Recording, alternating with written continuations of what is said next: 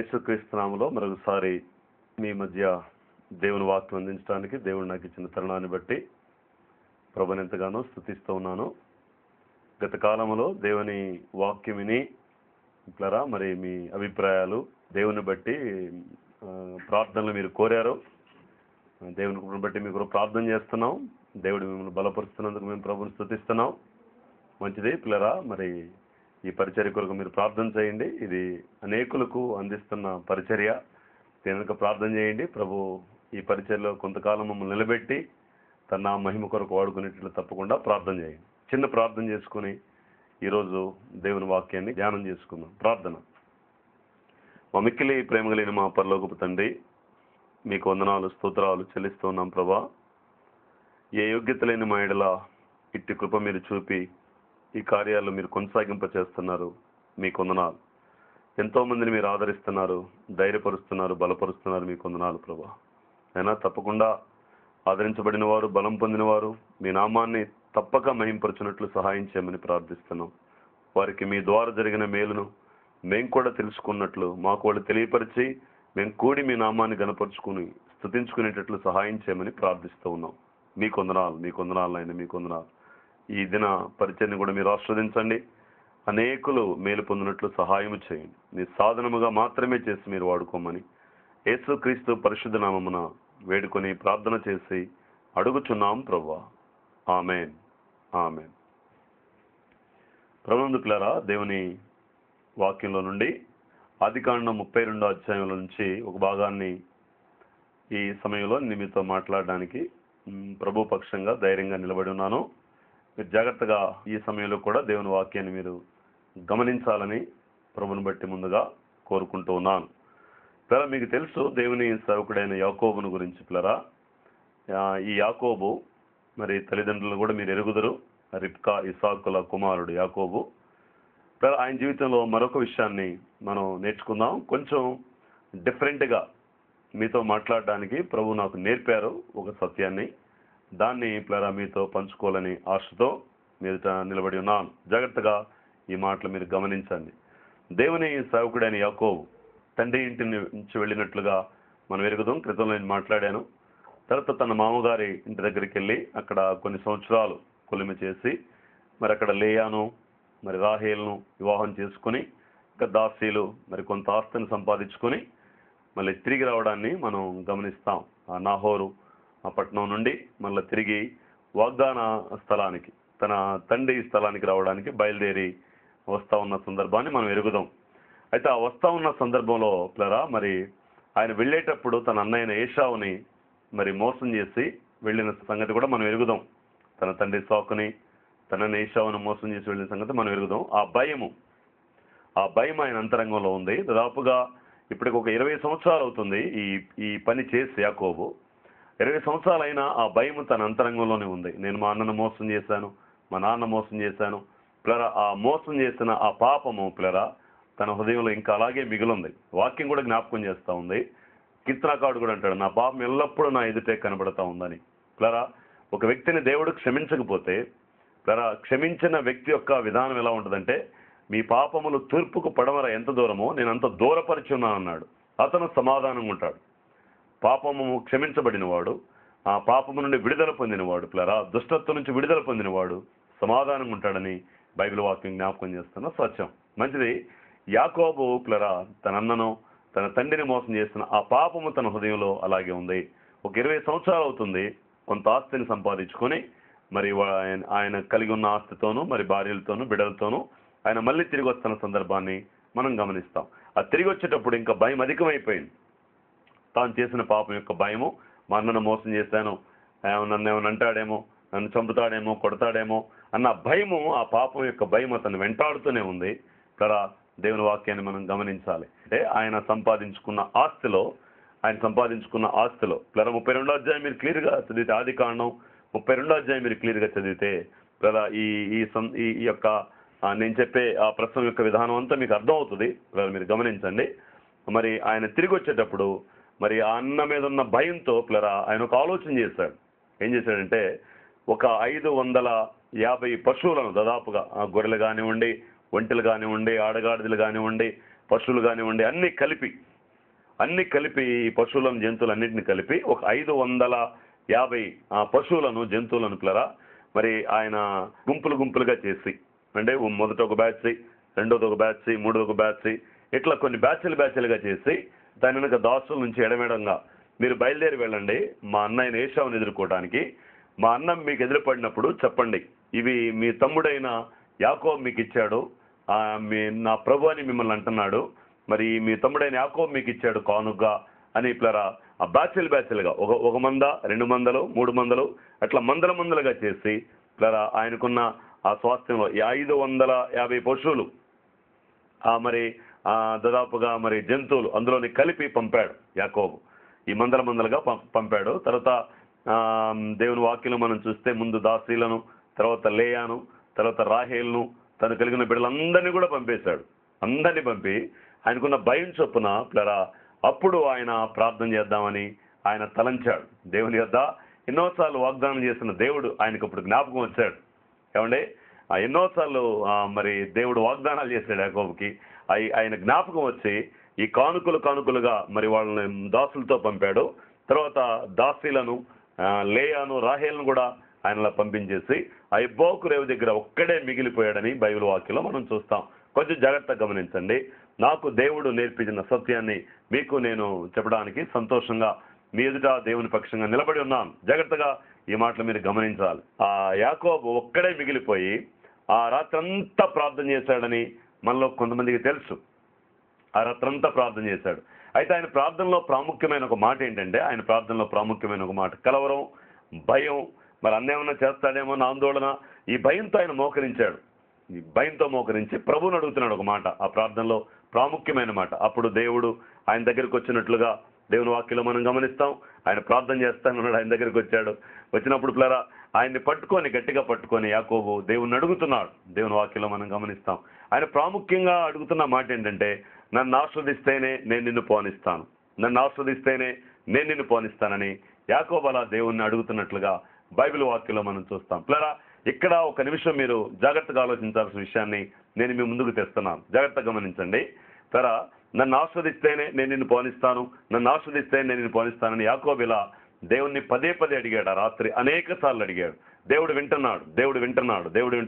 వెంటనే జవాబు ఇవ్వలేదు. నన్ను ఆస్వాదించి ప్రభా అని అడుగుతున్నాడు. దేవుడు వెంటనే జవాబు ఇవ్వలేదు. మీరు గమనించండి. అయితే ఒక చిన్న ప్రశ్న మీ దృష్టికి నేను తెస్తున్నాను. ఏంటంటే నన్ను ఆస్వాదించమని యాకోబు అడుగుతున్నాడు కదా. దేవుని వాక్యంలో మనం చూస్తే తన అన్నకి 550 పశువులను జంతువులను కలిపి మందలుగా పంపాడు. ఆయన కింద ఎంతో మంది దాసదాసీలు ఉన్నారు. చాలా విస్తృతమైన ఆస్తి ఆయన కలిగి ఉన్నాడు.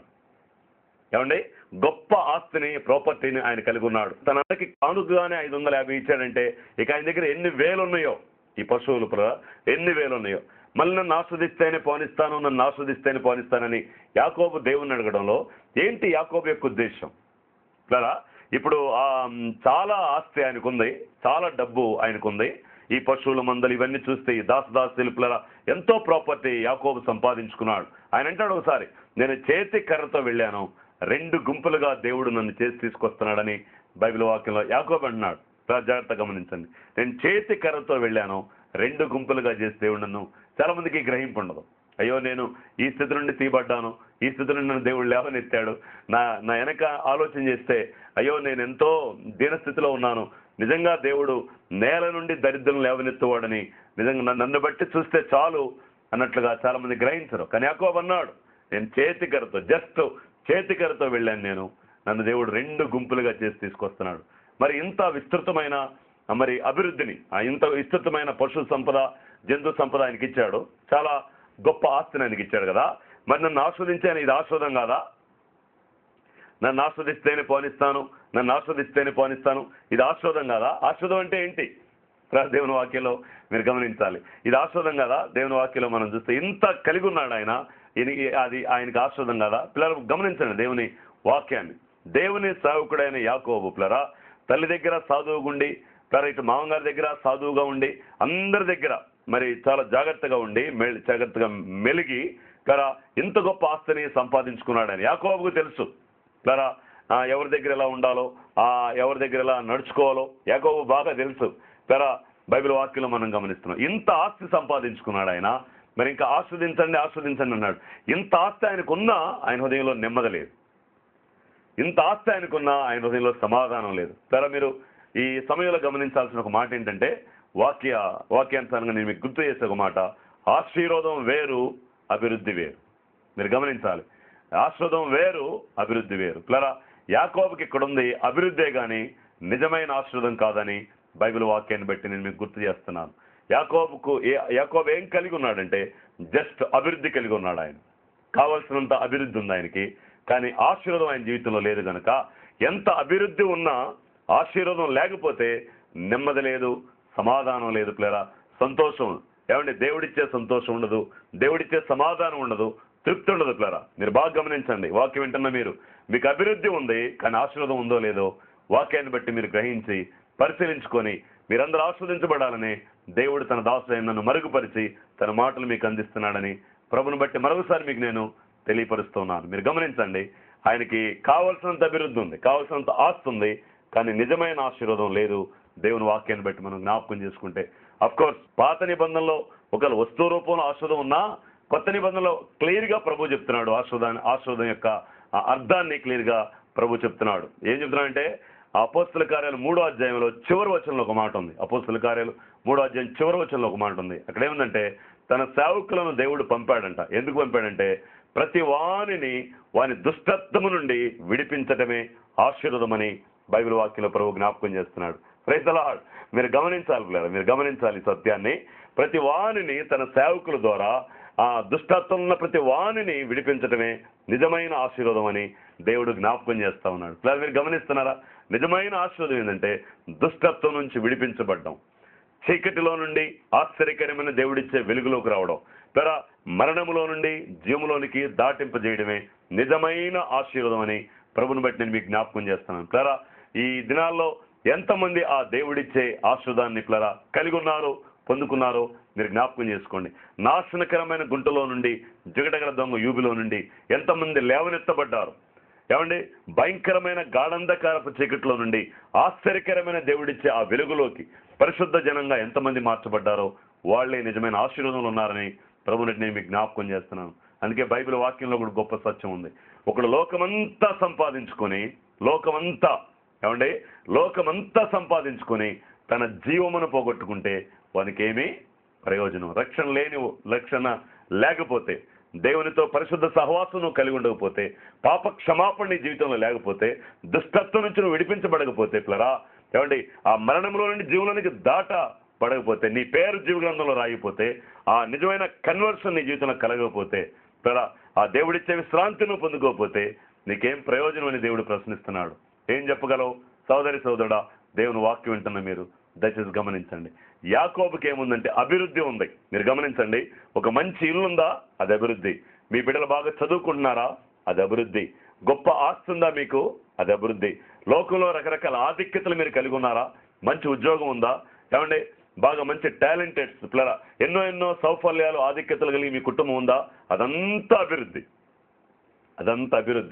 పిల్లరా. అది ఆశీర్వాదం అని మీరు ఎంచొద్దు పిల్లరా. నిజమైన ఆశీర్వాదం ఏంటంటే దేవుని వాక్యం మీకు జ్ఞాపకం చేశాను పిల్లరా, పాపములో నుండి శాపములో నుండి విడిపించబడి పిల్లరా జీవములోనికి దాటించబడ్డమే నిజమైన ఆశీర్వాదం. మరణములో నుండి జీవులోనికి దాటాలి పిల్లరా. అందుకే బైబిల్ వాక్యంలో ప్రభు చెప్తున్నాడు, ప్రయాసపడి భారం మోస్తున్న సమస్త జిల్లారా నా యుద్ధకు రండి, నేను మీకు విశ్రాంతిని కలుగు చేస్తాను పిల్లరా. దేవుని వాక్యాన్ని మీరు గమనించండి. ఆ పాప భారం అనే కాడి కింద నుండి పిల్లరా, ఆ లోక సంఖ్యల నుండి, ఆ లోకంలో ఆ ఇట్టి మరణము నుండి నన్ను ఎవడు విడిపించగలని పౌలు అన్నట్లుగా ఆ మరణపు సంఖ్యల నుండి విడిపించడానికి మన ప్రభువైన యేసుక్రీస్తు వారు కలవరి సిలువలో ప్రాణం పెట్టినట్లుగా బైబిల్ వాక్యంలో మనం చూస్తాం. పిల్లరా దేవుని వాక్యాన్ని మీరు గమనించాలి. ఈ సమయంలో యాకోబుకి అభివృద్ధి ఉంది కానీ ఆశీర్వాదం లేదు. ఆయన అనుకున్నాడు ఇదే ఆశీర్వాదం అనుకున్నాడు. ఇదే ఆశీర్వాదం అనుకున్నాడు పిల్లరా, ఇదే ఆశీర్వాదం అనుకోవడం. అఫ్కోర్స్ పాత నిబంధనలో వస్తు రూపంలో ఆశీర్వాదం ఉన్నా నిజమైన ఆశీర్వాదం పిల్లరా బైబిల్లో యేసుక్రీస్తు వచ్చిన తర్వాత మనం గమనిస్తున్నాం, దుష్టత్వం నుంచి విడిపించబడ్డం ఆశీర్వాదం. అంటే నేను మీకు చెప్పే మాట ఏంటంటే, ఆశీర్వాదం ఉండి అంటే ఆ దేవునితో సమాధానపడి ఒకవేళ అభివృద్ధి లేకపోయినా పర్వాలేదు, బీద లాజర్ లాగా, ధనవంతుడి ఇంటి వాకిటున్న లాజర్ లాగా, బాహ్య సంబంధమైన ఆస్తి లేకపోయినా పర్వాలేదు, కానీ అసలు ప్రాముఖ్యంగా ఉండాల్సింది దేవునితో సమాధానం. దుష్టత్వం నుంచి విడిపించబడడం ప్రాముఖ్యమైన విషయం అని ప్రతి వ్యక్తి గమనించాలి. అందుకే ప్రతి వాడు తన దుష్టత్వం నుంచి విడిపించబడాలని. పిల్లరా, ఇక్కడ జాతి భేదం లేదు, మత భేదం లేదు, దేశ భేదం లేదు, రంగు భేదం లేదు, కుల భేదం లేదు. పిల్లరా, అందరూ పాపము చేసి దేవుడిని గురించి మహిమను పొందలేకపోయారని జీవంగల దేవుని వాక్యం మీతో మాట్లాడుతుంది. పరిశుద్ధాత్మ దేవుడు అందరూ పాపం చేసి దేవుడిని గురించి మహిమను పొందలేకపోయారు. పిల్లరా, ఆ పాపం చేసిన వారిని విడిపించడానికి, పిల్లరా, ఆ పాప శాపాలను విడిపించి పరిశుద్ధమైన జీవితాన్ని దయచేయడానికి లోకరక్షకుడైన యేసుక్రీస్తు వారు ఆయన నామాన్ని ధరించి నరవతారిగా భూలోకానికి వచ్చి పాప క్షమాపణ నిమిత్తం పిల్లరా మన పాపాలు క్షమించడం కొరకు ఆయన ప్రాయచిత్త బలై పిల్లరా ఆ సిలువలో త్యాగాన్ని ప్రాణాన్ని పెట్టాడు ప్రభువైన యేసుక్రీస్తు వారు. ఆయన నమ్మడమే నిజమైన ఆశీర్వాదం, ఆయన్ని అంగీకరించడమే నిజమైన ఆశీర్వాదం. పిల్లరా, ఆయన నోటితో ఒప్పుకోవటం, హృదయంలో విశ్వసించడమే నిజమైన ఆశీర్వాదం అని మళ్ళీ నేను మీకు జ్ఞాపకం చేస్తాను. దుష్టత్వం నుంచి విడిపించబడ్డమే నిజమైన ఆశీర్వాదం.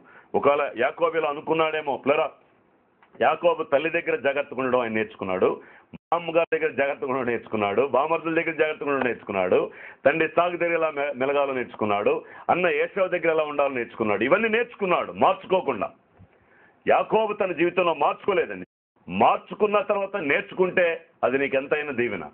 కానీ మార్చుకోకుండా, హృదయాన్ని మార్చుకోకుండా నేర్చుకుంటే అది నీకు చాలా ప్రమాదం అని నేను దేవుని వాక్యాన్ని మీకు జ్ఞాపకం చేస్తాను. ఈనాడు పిల్లల చర్చస్లో కొంతమంది సంఘాల్లో దేవుని బిడ్డలు క్రైస్తవులుగా పిలువబడ్డానికి ఒకవేళ పరిచయం చేయడం నేర్చుకున్నావేమో, ప్లస్ దేవునికి ఇవ్వడం నేర్చుకున్నావేమో, ప్లస్ దేవుని సేవకులతో కలిసి నడవడం నేర్చుకున్నావేమో, ప్లస్ చాలా సంఘ యాక్టివిటీస్లో ఆ కార్యక్రమాల్లో ఏమంటే పాలు పంచుకోవడం నేర్చుకున్నావేమో. కానీ మార్చుకున్నావా? ఈ రాత్రి మిమ్మల్ని ప్రభుని బట్టి అడుగుతున్నాను, నేను దేవుని బట్టి అడుగుతున్నాను, మార్చుకున్నావా? సాధువుగా ఉండడం నేర్చుకున్నాడు యాకోబు, తల్లి దగ్గర మెలగడం నేర్చుకున్నాడు, ప్లరా అందరి దగ్గర మెలగడం నేర్చుకున్నాడు యాకోబు. కానీ మార్చుకోలా. ప్లరా యాకోబు ఇజ్రాయేలుగా మార్చబడలేదు. దేవుని వాక్యాన్ని మేము గుర్తు చేస్తా ఉన్నాను. ప్లరా మీరు జాగ్రత్తగా గమనించాలి ఈ మాటను. ప్లరా హృదయం మార్చుకోకుండా, ప్లరా నిజమైన మారు మనసు పొందకుండా జస్ట్ నేర్చుకునే ఆ వాడుకలో నువ్వు ముందుకు సాగుతుంటే కొంచెం ఆలోచన చేయి. ఈ సమయంలో నువ్వు ఖచ్చితంగా ఆలోచన చేయి. ప్రభా నేను మార్చుకున్నాను, ఇదిగో పాతవన్నీ గతించని క్రొత్తవాయిని, ఇదిగో ఎవడైనా క్రీస్తు నందునేడలా వాడు నూతన సృష్టి అని బైబిల్ వాక్యంలో ప్రభు చెప్పినట్లుగా. పిల్లరా ఒకడు కొత్తగా జన్మించినదే అతను దేవుని రాజ్యంలో ప్రవేశింపలేడని బైబిల్ వాక్యం జ్ఞాపకం చేస్తున్న సత్యం. మీరు మార్చుకున్నారా? గమనించండి.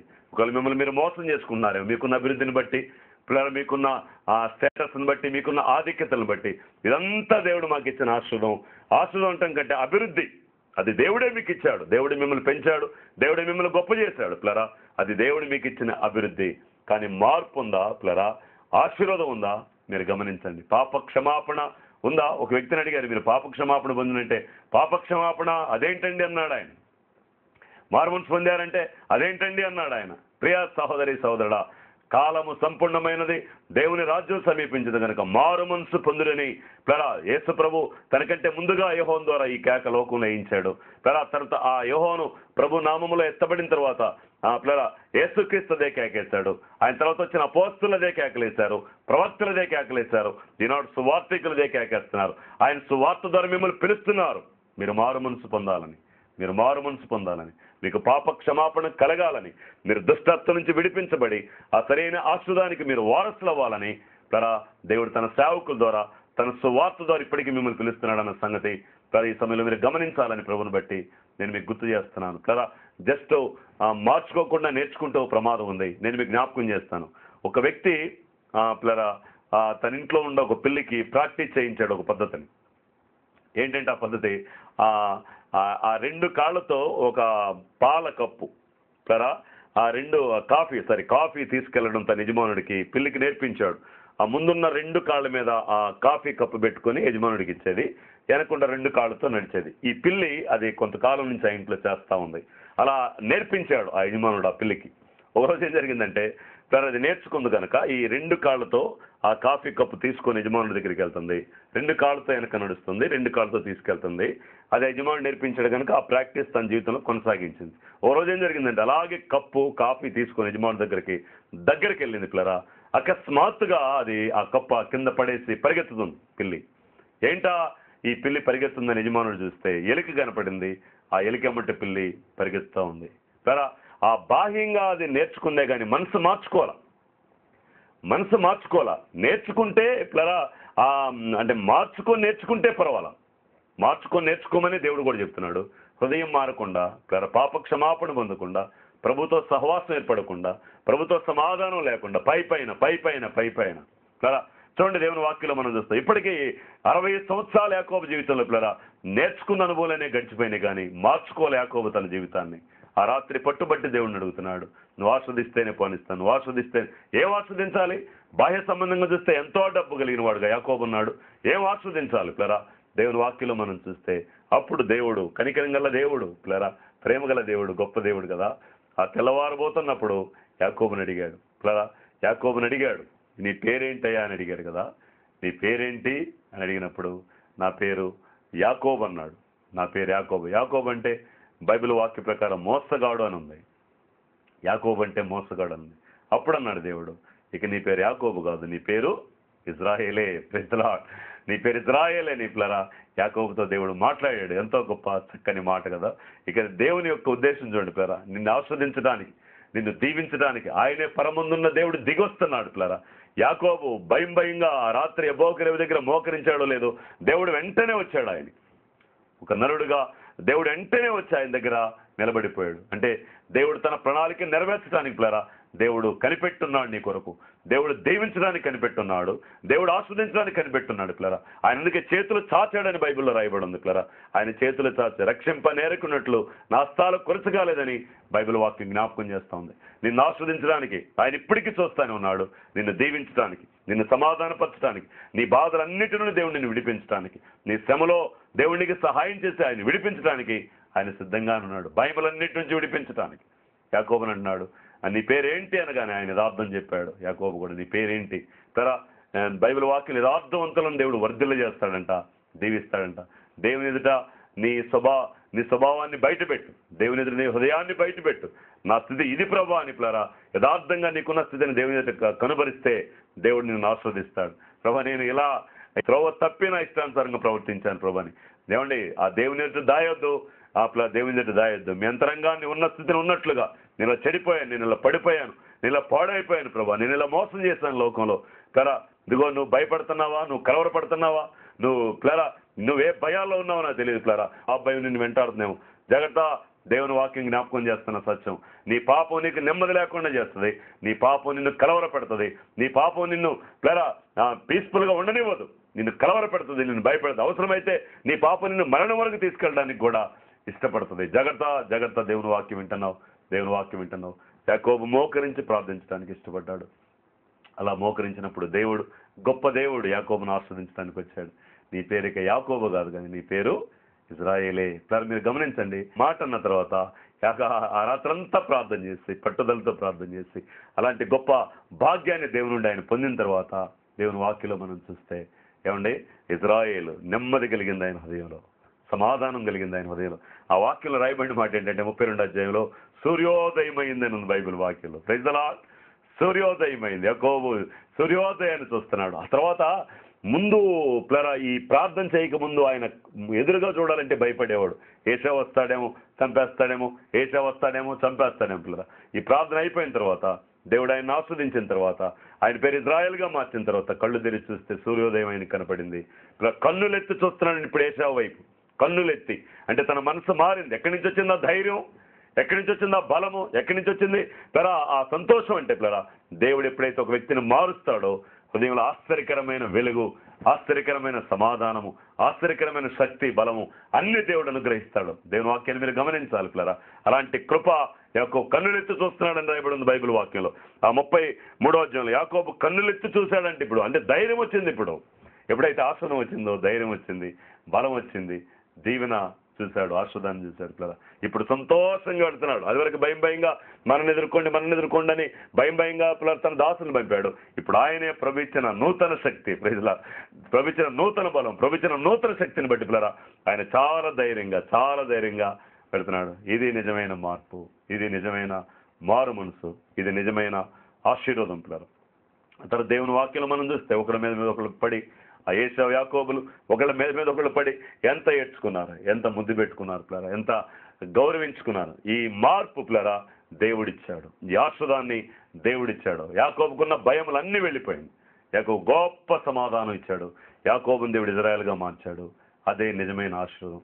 నీకు ఆశీర్వాదం ఉందా సహోదరి సహోదరుడా? నువ్వు పాప క్షమాపణ పొందావా? నువ్వు దేవుని ద్వారా ఆశీర్వదించబడ్డావా? నీ పాప బండలు బయటకు వెళ్ళిపోయినాయా? దేవునితో సమాధాన పడ్డావా? ఈ రాత్రి నువ్వు దేవుని వాక్యాన్ని ఆలోచిస్తున్నావు. గమనించండి పిల్లరా, ఇదిగో దేవుని వాక్యం జ్ఞాపకం చేస్తున్న సత్యం. రక్షింపనేరకుండున్న హస్తాలు కొరచకాలేదు. నేను రక్షించడానికి ఆయన సిద్ధంగానే ఉన్నాడు. ఆయన దాసులు నీ కొరకు పంపాడు. ఈ సువార్త వినిపిస్తుంది కూడా ఆ దేవుడేనని ప్రభుని బట్టి నేను మీకు గుర్తు చేస్తున్నాను. మారు మనసు పొందండి. దేవుని రాకడ సమీపంగా ఉన్న దినాల్లోకి మనం వచ్చాం. ఇంతకాలం చేసినవి చాలు, ఇక ఆపి ఇప్పుడైనా మారు మనసు పొందండి. పిల్లరా, మారు మనసు పొందకపోతే చేరరు పరలోక రాజ్యం అని దేవుని వాక్యం మీకు జ్ఞాపకం చేస్తుంది. మారు మనసు పొందటమే నిజమైన ఆశీర్వాదం అని ప్రభుని బట్టి నేను మీకు గుర్తు చేస్తున్నాను. నిజమైన ఆశీర్వాదం ఏంటంటే దుష్టత్వం నుంచి మళ్లించబడ్డమే నిజమైన ఆశీర్వాదం. పాపంలో నుండి జీవులకు దాడడమే నిజమైన ఆశీర్వాదం. అట్టి ఆశీర్వాదం నువ్వు నీ కుటుంబం పొందుకోవాలని కోరుకుంటూ దేవుడు ఆ గొప్ప సమాధానం దేవుడు మీకు ఇవ్వాలని ఆశపడుతూ ఈ కొద్ది మాటలు ప్రభు యేసుక్రీస్తు నామములో మీకు చెప్పి ముగిస్తున్నాను. తల వంచండి, ప్రార్థన చేసుకుందాం. ప్రభా, మీకు వందనాలు. ఈ సమయంలో మీరు ఇచ్చిన ఈ శ్రేష్టమైన మాటలను బట్టి మీకు వందనాలు. ఈ మాటలు అందరి హృదయాల్లో నిలిచి ఆశ్చర్యకరంగా మార్చబడినట్లు సహాయం చేయమని, ఎలాంటి ప్రశ్నలు ఎలాంటి ఆలోచన లేకుండా ప్రభు విధేయులై ఈ మాటలకు మీ హృదయాన్ని వాళ్ళ హృదయాన్ని మీకు అప్పగించుకొని మీ ద్వారా మారు మనసు పొంది ఆస్వాదించబడే భాగ్యం అందరికీ దయచేయమని క్రీస్తు నామమున వేడుకొని ప్రార్థన చేసి అడుగుచున్నాం ప్రభు. ఆమేన్. మంచిది పిల్లరా, దేవుని బిడ్డలు, మీరు పత్రిక విషయం మీకు పదే పదే చెప్తా ఉన్నాం. క్రీస్తు రాజ్య సువార్త ద్విమాస పత్రిక. ఇది కావాల్సిన వారు మాకు ఫోన్ చేయండి. పిల్లరా, మీ అడ్రస్ ఇస్తే దీన్ని మీకు పంపిస్తాం. పిల్లరా, ఇది సంవత్సరం చందా మేము ప్రభుని బట్టి 100 రూపాయలు ఫిక్స్ చేసాం. ఈ పరిచర్లో ముందుకు సాగాలి. ఈ సువార్త దేవుడు మీకు అందిస్తున్నాడు దీనదాసుల ద్వారా. ఈ పరిచయం నిలబడినట్లు, ఈ పరిచయం ముందుకు సాగునట్లు మరి ఎన్నో అవసరతలు ఉంటాయి. మీరు ప్రార్థన చేయండి. పరిశుద్ధాత్మ దేవుడు మీరు ప్రేరేపించిన కొలది మాతో సహవాసం చేయండి. మీ అభిప్రాయాలు, మీ సలహాలు మాకు పంపండి. పిల్లరా, మాకు తెలియపరచండి. మేము మీకు మానక ప్రభు సన్నిధిలో ప్రార్థన చేస్తానే ఉన్నాం. పిల్లరా, మరి కొంతమంది దేవుని కృపను బట్టి స్వస్థలు పొందుతున్నట్లుగా, వాళ్ళ కుటుంబాల్లో సమస్యలు మరి సమాధానకరంగా దేవుడు పరిష్కరిస్తున్నట్లుగా సాక్ష్యాలు వింటున్నాం. పిల్లరా, ఇంకా ప్రార్థన చేయండి. ఈ పరిచయం ముందుకు సాగునట్లు ఈ టీవీ పరిచయం కూడా మంగళవారం సాయంకాలం 6:30కి బోధించబడుతున్న ఈ వాక్యం దగ్గర కూడా అనేకులకు తెలియపరచండి. అనేకులకు పిల్లరా, అనేకులను దీవులోకి నడిపించండి, ఆశ్రమంలో నడిపించండి. దేవుని కృప సదాకాలం మీకు తోడైండును గాక. ఆమేన్, ఆమేన్, ఆమేన్.